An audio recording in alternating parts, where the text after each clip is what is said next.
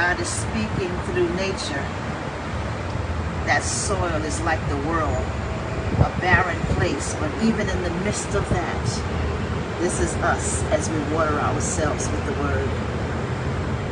And that basil is a good plant, but unless I eat it and taste and see that it's good, I won't know. You gotta eat the word, your daily bread.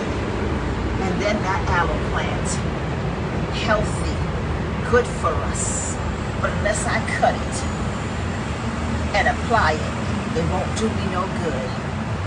Unless you get into that word and let the Holy Spirit dissect it for you and bring it to life and apply it, it won't do you no good. So if you're listening loud and clear, God said, dust off that Bible and begin to eat it and apply it.